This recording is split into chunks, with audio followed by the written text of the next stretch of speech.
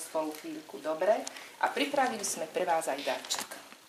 Darček, ktorým je náš dnešný hosť, spisovateľ, cestovateľ, hudobník, podnikateľ, otec, manžel a ešte plno iných vecí, pretože ako tvrdí, do života si nabral veľký badoch energie. Je ním Pavel Hyrax-Baričák. Srdečne vás vítam medzi nami. Keď som hovorila, že má toho veľa záujmov, veľa zažil, veľa ciest do zahraničia, písal o tom knihy, o tom, čo všetko precituje, to nám porozpráva on, ale keď mám povedať, že čo ma na jeho knihách zaujalo, alebo ako som ho ja spoznala, tak prvýkrát to bolo cez knihy. Jasné. A hovorí sa o knihách, že to je dobrá kniha, ktorá vás niečím zaujme, ktorá vám niečo dá, s ktorou sa môžete hádať v duchu s tým autorom, nesúhlasiť. Ale niekedy ju hodíte do kúta, lebo už to nechcem, nepatrí to do môjho sveta, do môjho života, ale rozmýšľate o nej. A keď vám čo len kúsok nech zanechá vo vás nejakú stopu, tak to je aspoň podľa môjho názoru, alebo aj podľa mojich priateľov, s ktorým sa o tom rozprávam, je dobrá kniha. A ja na tých mojich čítačkách, ak čakáte, že bude to klasické stretnutie so spisovateľom, že otvorím knižku a sadnem si tu na do kresla a budem čítať a uspávať vás, tak to sa neudeje. Väčšinou rozprávam, prečo tie knižky píšem a čo v nich píšem. Na začiatku skôr hovorím také základné veci, že aby ste si z tých mojich slov zobrali to, čo vám bude pasovať. Pasovať do toho svojho srdiečka, do toho modelu bytia, ktorý si musí vytvoriť každý z nás. Ja som si ho tiež vytvoril po postupne toho, čo som zažíval na svojej koži, čo mi radili druhí ľudia, čo som načítal, čo som nejak rozanalizoval, prečo a ako, a takto dá sa povedať, že veľmi bolestivo, teda radostne v preklade som zisťoval a skladal si ten svoj model bytia. Prečo sme tu? Rozmýšľam nad tým už od svojich nejakých 18 rokov, kedy som prešiel na surovú stravu, rok som jedol iba surovú stravu a veľmi som schudol a všetci hovorili, že Hyrax má rakovinu a ja som im neznali toho, že keď niekto niečo vyslovuje, že sa mu to aj splní, im hovoril, áno, mám rakovinu do srandy. A vtedy som veľmi čítal náboženské knihy a filozofiu a tak som sa tak všelijak prebúdzal v takých sinusoidách. Takže pozerám sa teraz na ten život náš asi nejak takto.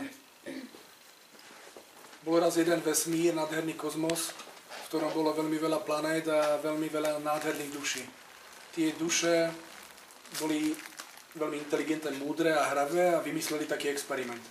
Povedali, že si vyberajú planétku, vybrali si túto nádhernú modrozelenú planétku Zem so svojím slniečkom, poprosili tieto planéty, že či súhlasia s experimentom, že môže sa stať, že niekedy tie deti, ktoré sa sem budú rodiť, budú môcť aj škodiť nevedomosti. Samozrejme slniečka aj Zem súhlasili. Potom napísali konkurs, vyvesili ho na univerzálnej nástenke kozmu a povedali, že môžu sa hlásiť všetky duše. Vrádal ten inzerát znel, že budeme sa tu zrkadliť, budeme si tu navzájom v úvodzovkách škodiť, budeme sa tu učiť, budeme tu jeden do druhého vrážať, ale postupne, že sa budeme medzi sebou zrkadliť a budeme sa učiť a budeme postupne rásť duševne. Že budeme od tých najnižších foriem, od toho, kedy budeme bojovať o kus mesa a zabíjať mamuta, a kedy si budeme kradnúť, kedy si budeme utínať nohy v stredoveku a otravovať čaše vína, a potom ďalšie veci, kedy si budeme kradnúť ženy, kedy budeme sa ohovárať, kedy budeme bojovať o moc, o politiku a až kým pochopíme, že sme tu bratia a sestry, až kým to dojde do takého vysokého zrkadlenia, že možno raz všetci budeme žiť iba zo slnečnej energie a že raz všetci budeme chápať, že je to o tej láske. A takto to pôjde od toho bodu 0 až po ten nejaký koniec toho experimentu, kedy tí najvyšší povedia, už stačilo, už sa dosiahlo to, čo sa malo, ďakujeme.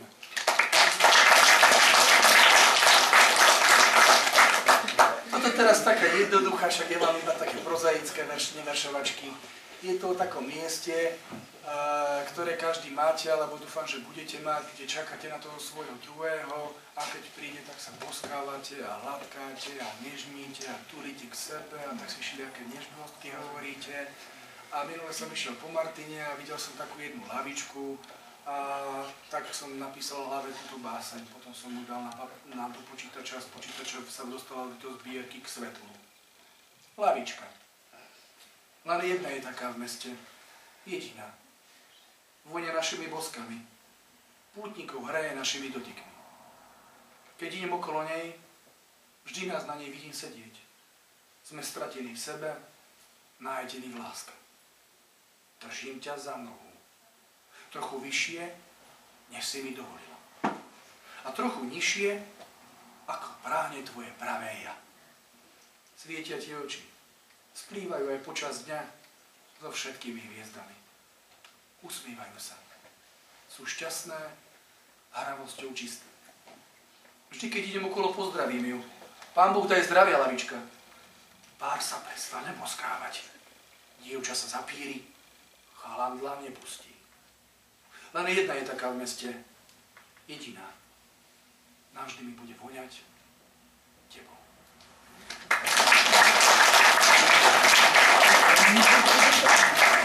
Matejko, autor z Hnúšťa, jeho druhá knižočka Reštart, ktorú som tak trošku zobral pod svoje krídla. Ďakujem. Predstavím, Matejko. Nemusíš ďakovať, ale prijímam. Takže Reštart je druhá knižka v poradí a neviem, čítal niekto prvú, ale je tam troška rozdiel v tom, že áno, Tara, volá sa Tara. A ja by som pravil, že Reštart je skôr novela ako román, má veľmi jednoduchý príbeh a zachytáva viacero myšlienok, ale dnes by som vám rád povedal aspoň jednu, ktorú by som bol rád, keby ste si zobrali so sebou domov. A je to niečo podobné, ako hovorí Parko o tom zrkadlení, a myšlienku prečítam zo zadu. Takže svet netvorí naše pocity, my tvoríme pocitný svet. Človek, ktorý sa pozerá na svet, sa zároveň díva do zrkadla a vidí odraz svojich myšlienok a emócií, svoj vlastný vývoj. Používam to prirovnanie k zrkadlu, že vlastne náš život, ktorý žijeme, všetko, čo sa nám deje, ľudia, ktorých stretávame, všetky situácie, všetky pády, všetky víťazstvá sú odrazom nás samých. A je to krásne cvičenie, ktoré by ste si mohli skúsiť, že skúste naozaj každé ráno, keď stanete, všetko príjmať, čo k vám prichádza ako odraz vás samých. Ako keby ste sa naozaj dívali do toho zrkadla. A teraz sa vás opýtam takú otázku. Keď sa pozriete do zrkadla a chcete, aby sa ten odraz zmenil, čo spravíte? Čo spravíte? Budete sa snažiť nejako tento Ja by som, pán profesor, rozbil zrkadlo. Ja by som ho zakryl. Alebo domaľoval niečo na ňa, že? Áno, fúziky, ja chcem dospelý. Môžeme práve urobiť niečo s tým zrkadlom, že snažíme sa nejako spohadnúť tam vonku a myslíme si, že keď tam vonku získame peniaze, tak potom budeme bohatí. Ale je to presne naopak. Najskôr potrebujeme zmeniť ten náš pohľad na to, že ako sa cítime. Môžeme s malými vecami. Poradil by som vám všetkým vec, ktorú mne veľmi v živote pomohla. Kúpte si nejaký malý zošitok a píšte si do neho všetko, za čo ste vďační. Každý deň si napíšte aspoň 10 vecí, za ktorých ste vďační. A uvedomíte si, že v skutočnosti vôbec nie sme chudobní, my sme v skutočnosti veľmi bohatí. Máme plno vecí, za ktorých sme vďační. Máte niečo, za čo ste vďační? Bol by som rád, keby každý z vás niečo povedal aspoň. Áno? Vďačný som, že žijem, som sa ráno zobudil, idem mám spať, mám čo jesť. Obrovská vec. Áno, je to naozaj úžasná vec, za ktorú môžeme byť naozaj vďační. A ten pocit vďaky... Prešiel som skoro celú planétu, môžem vám to povedať, a patríme medzi 5% najbohatších ľudí na svete. Máme domy, byty, autá, ladničky, práčky, máme hlavne to, čistú vodu, to je neskutočne veľa. Že otočíte kohútik, že nám tam tečí tekuté zlato, si nikto z nás neuvedomuje. Teda veľmi málo ľudí. Dáme nejaké basničky.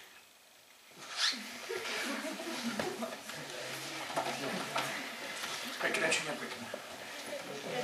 Á, nepekné, už sa to otáča. Je to nekonečný kolobeh, tento život.